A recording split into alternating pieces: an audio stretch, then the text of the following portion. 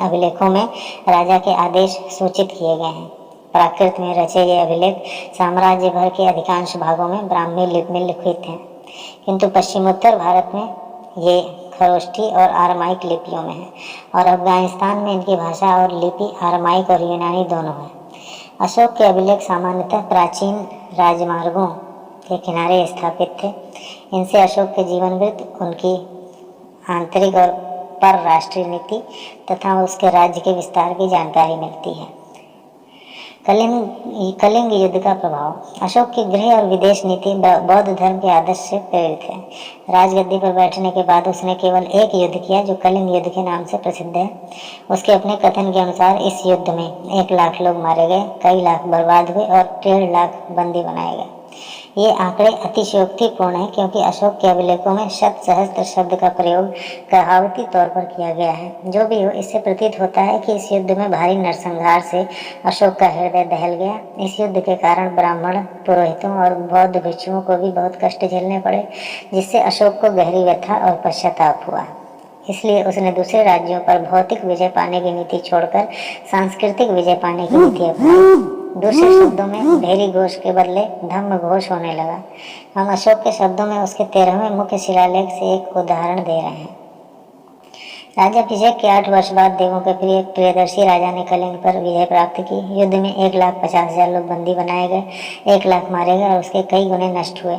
उसके बाद अब देवों का प्रिय निष्ठापूर्वक धम्म का पालन, धम्म की कामना और धम्म का उपदेश करने लगा। उसके बाद कलिंग विजयी देवों का प्रिय पश्चाताप करने लगा, क्योंकि जब किसी देश को जीता जाता है तब वहाँ लोगों की हत्या, मृत्यु और पलायन होते हैं।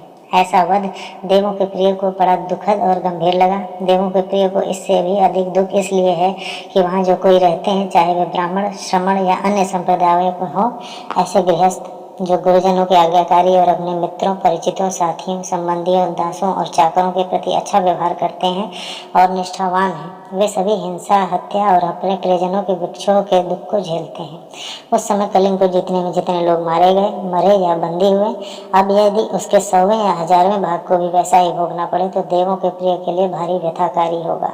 देवताओं का प्रिय धम्म विजय को ही श्रेष्ठ विजय समझता है।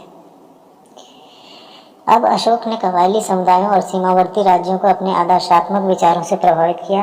कलिंग के स्वतंत्र राज्यों के प्रजाजनों से कहा गया कि वे राजा को पिता के तुल्य समझकर उसकी आज्ञाओं का पालन करें और उस पर विश्वास करें। अपने अधिकारियों को उसने निर्देश दिया कि वे उसके इस विचार का प्रचार उसकी सारी प्रजा में करें। इसी प्रकार जंगल में रहने वाले जनजातियों से भी कहा गया कि वे भी धम्म के मार्ग पर चलें। अब अशोक यह मानने लगा कि पराये राज्यों को सैनिक विजय के उपयुक्त क्षेत्र समझना अनुचित है। वह उन्हें आदर्श विचारों से जीतने का प्रयास करने लगा। पराये देशों में भी उसने मनुष्यों और पशुओं के कल्याण के लिए कदम उठाए। उन दिनों की स्थिति को देखते हुए यह सर्वथा नई चीज़ थी। उसने पश्चिम एशिया और यूनानी राज्यों में अपने शांति दूत भेजे। ये सभी बातें अशोक के अपने ही अभिलेखों के आधार पर कही जा सकती हैं। यदि बौद्ध परंपरा पर विश्वास किया जाए तो अशोक ने श्रीलंका और मध्य एशिया में बौद्ध धर्म के प्रचार के लिए अपने धर्म प्रचारक भेजे। इससे प्रतीत होता है कि प्रबुद्ध शासक के रूप में अशोक ने प्रचार के द्वारा अपने राजनीतिक प्रभाव का क्षेत्र बढ़ाया। यह सोचना गलत होगा कि कलिंग युद्ध ने अशोक को नितांत शांतिवादी बना दिया। उसने हर हालत में शांति के लिए शांति की नीति नहीं ग्रहण की, प्रत्युत वह अपने साम्राज्य को सुदृढ़ करने की व्यावहारिक नीति पर चला। उसने विजय के बाद कलिंग को अपने कब्जे में रखा और अपने साम्राज्य में मिला लिया। इस बात का भी कोई प्रमाण नहीं है कि उसने चंद्रगुप्त मौर्य के समय से चली आ रही विशाल सेना को विघटित कर दिया। वह जनजातियों से बार बार कहता रहा कि वे धम्म का मार्ग धरें और साथ ही धमकी भी देता रहा कि यदि वे सामाजिक व्यवस्था और नैतिक नियम यानी धम्म का उल्लंघन करेंगे तो बुरा परिणाम होगा। अपने साम्राज्य के भीतर उसने एक तरह के अधिकारियों की नियुक्ति की जो राजुक कहलाते थे, और इन्हें प्रजा को न केवल पुरस्कार ही बल्कि दंड देने का भी अधिकार सौंपा गया था। धर्म के सहारे साम्राज्य को सुदृढ़ करने की अशोक की नीति फलवती हुई। कंधार अभिलेख से मालूम होता है कि उसकी नीति सफलता बहेलियों और मछुआरों पर भी हुई और उन्होंने जीव हिंसा को त्याग कर और संभवतः स्थिरवासी होकर कृषक का जीवन अपना लिया। आंतरिक नीति और बौद्ध धर्म। कलिंग युद्ध के परिणाम स्वरूप अशोक बौद्ध हो गया। परंपरा बताती है कि वह बौद्ध भिक्षु हो गया, बौद्धों का अपार दान किया और बौद्ध धर्म स्थानों की यात्राएं की। उसकी इस यात्रा का संकेत उसके अभिलेखों में आए धम्म यात्रा शब्द से भी मिलता है। पारंपरिक अनुसूत्री के अनुसार अशोक ने बौद्धों का तीसरा सम्मेलन यानी संगीति आयोजित किया और धर्म प्रचारकों को केवल दक्षिण भारत ही नहीं, श्रीलंका, बर्मा आदि देशों में भी भेजा ताकि वहां के लोगों को बौद्ध धर्म में लाया जाए। ईसा पूर्व दूसरी और पहली सदियों के ब्राह्मी अभिलेख श्रीलंका में मिले हैं। अशोक ने अपने बारे में बड़ा उच्च आदर्श रखा। यह आदर्श था राजा का पिता के तुल्य होना। उसने अपने अधिकारियों को बार बार कहा कि राजा प्रजा को अपनी संतति समझता है, यह बात वे प्रजा को बता दें। अधिकारियों से उसने यह भी कहा कि राजा के प्रतिनिधि के नाते वे प्रजा की देखभाल किया करें। अशोक ने नारी सहित समाज के विभिन्न वर्गों के बीच धर्म का प्रचार करने के लिए धम्म महामात्र बहाल किए। अपने साम्राज्य में न्याय कार्य करने के लिए उसने राजकों की भी नियुक्ति की। वह कर्मकांडों का, विशेषतः स्त्रियों में प्रचलित अनुष्ठानों या रस्मों का विरोधी था। उसने कई तरह के पशु पक्षियों की हिंसा पर भी रोक लगा दी। उसकी राजधानी में तो प्राणी को मारना पूर्णतः निषिद्ध था। उसने ऐसे तड़क भड़क वाले सामाजिक समारोहों पर भी रोक लगा दी जिनमें लोग रैलियां मनाते थे। परंतु अशोक का धर्म संकुचित नहीं था। इसे हम संप्रदायवादी नहीं कह सकते हैं। इस धर्म का व्यापक लक्ष्य था समाज को सुव्यवस्थित और न्याय रखना। इसका उद्देश्य था कि लोग माता पिता की आज्ञा माने, ब्राह्मणों और बौद्ध भिक्षुओं का आदर करें तथा दासों और सेवकों के प्रति दया करें। ये उद्देश्य बौद्ध धर्म में भी पाए जाते हैं और ब्राह्मण धर्म में भी। अशोक ने लोगों को जियो और जीने दो का पाठ पढ़ाया। उसने जीवों के प्रति दया और बांधवों के प्रति सद्व्यवहार की सीख दी। उसके उपदेशों का लक्ष्य था परिवार, संस्था और तत्कालीन सामाजिक वर्ग व्यवस्था की रक्षा करना।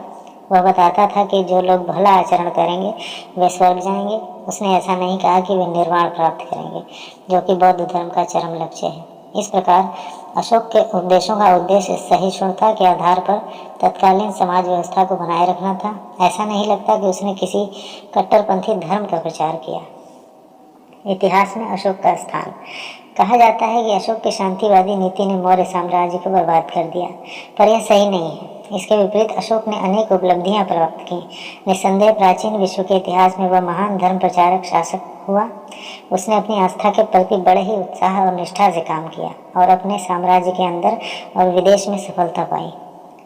अशोक ने देश में राजनीतिक एकता स्थापित की। उसने एक धर्म, एक भाषा और प्रायः एक लिपि के सूत्र में सारे देश को बांध दिया।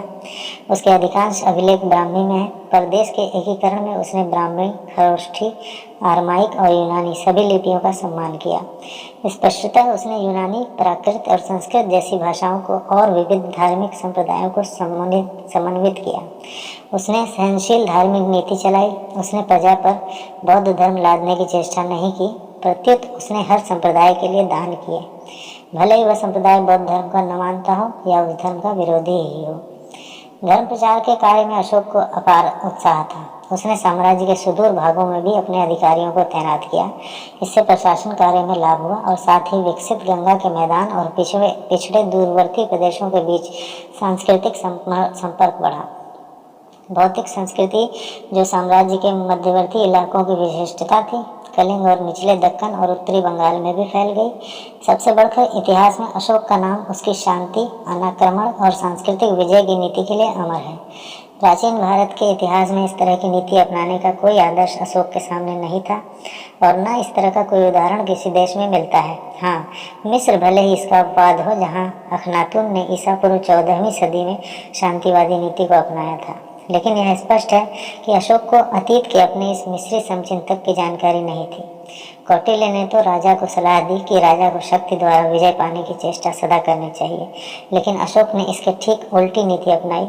उसने अपने उत्तराधिकारियों से आक्रमण और विजय की उस नीति को त्याग देने को कहा जिसे मगध के राजा कलिंग युद्ध तक अपनाते चले आ रहे थे। उसने उन्हें शांति की नीति अपनाने की सलाह दी, जो नीति 2 सदियों से लगातार चले आ रहे आक्रमणात्मक युद्ध के बाद अत्यंत ही आवश्यक हो गई थी। अशोक निरंतर अपनी नीति पर दृढ़ रहा। यद्यपि उसके पास पर्याप्त साधन संपदा थी और विशाल सेना थी, फिर भी उसने कलिंग विजय के बाद कोई युद्ध नहीं किया। इस अर्थ में वह अपने समय और अपनी पीढ़ी से बहुत आगे था। फिर भी उसके राज्यपालों और करद राजाओं पर उसकी इस नीति का अस्थायी असर नहीं पड़ा, जिन्होंने 232 ईसा पूर्व में उसके राज्यकाल के समाप्त होते ही अपने आप को अपने अपने क्षेत्र का स्वतंत्र शासक घोषित कर दिया। इसी प्रकार अशोक की नीति उसके पड़ोसियों की मनोवृत्ति में कोई परिवर्तन नहीं ला सकी। जब अशोक का राज्यकाल 232 ईसा पूर्व में समाप्त हुआ, तब से 30 वर्षों के अंदर ही पड़ोसी राजा उसके साम्राज्य की उत्तर पश्चिमी सीमा पर झपट पड़े।